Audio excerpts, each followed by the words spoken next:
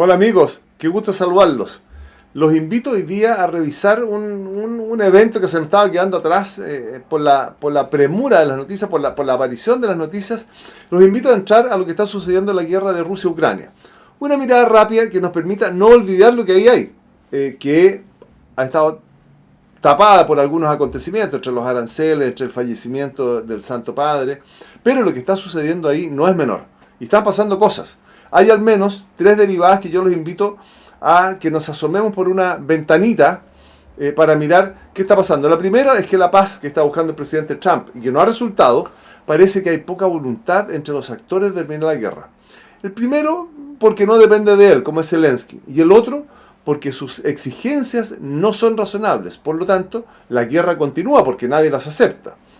La paz hoy día empieza a ser solo un discurso y el presidente Putin está aprovechando el tiempo para mover la línea del frente y con eso empieza a aparecer una propuesta nueva que es inquietante, que es interesante, que la tenía al comienzo de la guerra y demos una mirada. ¿Por qué? Porque lo que está planteando Rusia, particularmente a través de Lavrov y de otros voceros, los derechos de conquista rusos. Está apostando a que Estados Unidos acepte los derechos de conquista rusos. Es decir, todo lo que se habló al comienzo de la ruptura del derecho internacional, pareciera que aquí se empieza a olvidar. Pareciera que la invasión que declaró Naciones Unidas, pareciera que se empiece a olvidar y Rusia está exigiendo que le reconozcan los derechos de conquista. Es decir, todo lo conquistado, incluida la península de Crimea. Por tanto, esta propuesta nueva es bien difícil de asumir y de aceptar. Hay que mirar qué es lo que está pasando. Y junto con eso, producto del nuevo orden que está buscando el presidente Trump, se está evidenciando una realidad distinta. Ucrania, que se demostraba tremendamente fuerte, tremendamente cohesionada, que impulsó al mundo a apoyarlo, en el discurso actual se empieza a valorar, y con esto del reconocimiento de lo conquistado, se empieza a valorar una cosa que es bien inquietante, que es la identidad ruso-parlante.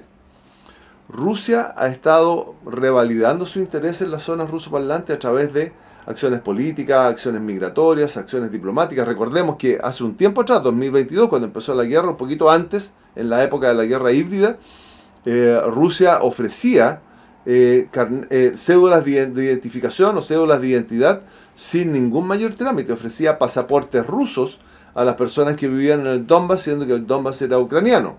Entonces, están haciendo muchas acciones diplomáticas, muchas acciones migratorias. Se establecieron políticas donde en el Donbass, en Zaporilla, se establece el ruso como idioma oficial.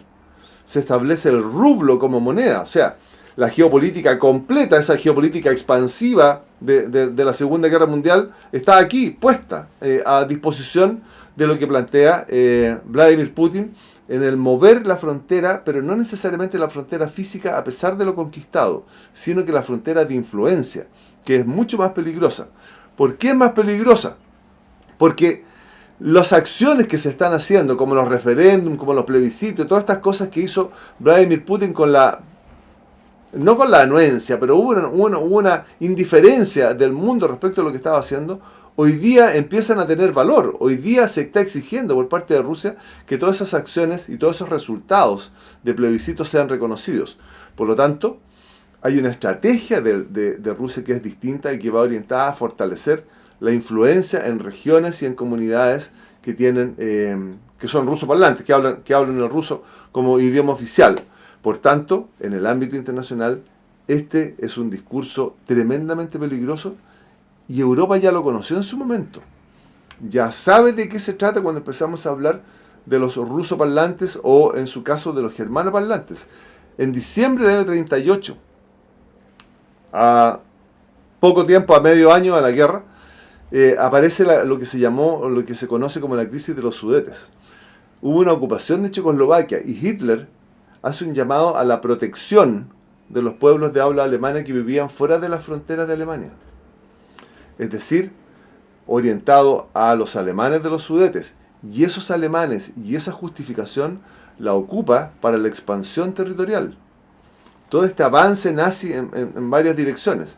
Y él argumentaba que la población germanoparlante estaba siendo oprimida por las autoridades checas. Si retrocedemos al año 2022, Vladimir Putin decía que lo que estaba sucediendo en el Donbass era un genocidio de Ucrania a los rusoparlantes. Dicen que la historia no se repite, pero también rima. Una segunda derivada es la actitud de Estados Unidos. La semana pasada, a fines de la semana pasada, el presidente Trump amenazaba con poner fin a los esfuerzos de Estados Unidos para lograr un alto el fuego, un armisticio. Y hoy día el presidente Trump despliega en sus redes sociales una posibilidad de un inminente acuerdo, ¿no es cierto?, que busca que los rusos, por una parte, y los ucranianos, por otra parte, hagan una fortuna haciendo negocios con Estados Unidos, con la economía de Estados Unidos que se está recuperando, en las redes sociales del presidente Trump. Dice él: espero que Rusia y Ucrania lleguen a un acuerdo esta semana, luego ambos comenzarán a hacer grandes negocios con los Estados Unidos de América, que está prosperando, y ganarán una fortuna. Es curioso, porque hace un par de días el presidente Trump señalaba que iba a retirar a Estados Unidos de las negociaciones de paz. Hecho que fue repetido por su secretario de Estado, Marco Rubio, que al no observar indicios de progreso en las numerosas conversaciones que estaban llevando a cabo sus enviados especiales con los rusos y los ucranianos, Estados Unidos se iba a retirar. Entonces ahí hay una cosa que choca, que no cuadra, que no hace fuerza en el camino a la paz, porque por un lado decimos que nos vamos a retirar y por otra parte decimos que vamos a llegar a un acuerdo porque vamos a hacer negocios.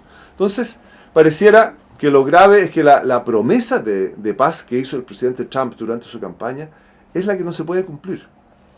Entonces se le empieza a aparecer al presidente Trump el fantasma de una guerra que se le va a empezar a alargar, una guerra en la que está involucrado por los discursos que ha hecho, y se le puede empezar a alargar por culpa de la poca capacidad de los negociadores para acercar las posiciones entre Zelensky y Vladimir Putin. Y desde Europa, una tercera derivada, una mirada desde Europa, un aliado de Trump y un aliado de Putin, como es Viktor Orbán, que se niega a la entrada de Ucrania, lo que significa que una de las puertas para acercar las posiciones que está buscando el presidente Trump se cierra. Fundamentalmente porque se niega Orbán a poner a Ucrania a resguardo, o un poco más a resguardo, ¿no es cierto?, cerrando esta posibilidad, ya que el ingreso a la Unión Europea se da por unanimidad. Es decir, la paz hasta ahora se encuentra en un punto, si no muerto, un poco lejos de concretarse por razones de distinto tipo. Porque las peticiones son extremas, porque Hungría no acepta que Ucrania entre, porque los negociadores de Estados Unidos no tienen las capacidades, pero la paz se ve un tanto lejana. Pareciera que el presidente Putin no quiere detener esta guerra y está poniendo en problemas a una Europa que está lejos de Estados Unidos hoy día, y que efectivamente hoy día, sin la protección de Estados Unidos, empieza a percibir que Rusia es una amenaza real. Y por su parte, Vladimir Putin empieza a presionar a Ucrania, empieza a presionar con la guerra para decidir a Europa, someter a Europa, no voy a ocupar la frase del presidente Trump, pero someter a Europa a renegociar el abastecimiento de petróleo y tenerlos nuevamente en su mano. Por otra parte, la fuerza del presidente Trump parece que no era tanta, fundamentalmente porque los negociadores no están presentando avances para cumplir las promesas que hizo el mismo presidente en su campaña. Desde la Unión Europea, entonces, Ucrania la empiezan a separar, y no estoy hablando de la OTAN, estoy hablando de la Unión Europea. Un admirador del presidente Trump le niega a Ucrania esa posibilidad de adquirir un poco de seguridad frente a Rusia. ¿Por qué? Ucrania no es lo mismo al interior de la Unión Europea que fuera de la Unión Europea y como un espacio de negociación entre Rusia y Europa. Eso es lo que Zelensky está observando que pasa con él. Por eso que quiere entrar o a la OTAN o a la Unión Europea, idealmente a las dos. Y OTAN ya no, porque el secretario de Defensa de Estados Unidos ya cerró la puerta de OTAN para Ucrania. Como ven, amigos, siempre el mundo nos entrega algo para conversar, una mirada distinta, una ventanita o una derivada que nos empiece a hacer sentido de por qué las cosas se traban, o por qué las cosas avanzan, o por qué no van en la dirección que uno piensa que tienen que ir. Así es que los espero la próxima semana en un capítulo más de El Mundo en Fácil, para ver hacia dónde nos lleva este mundo. Gusto de estar con ustedes.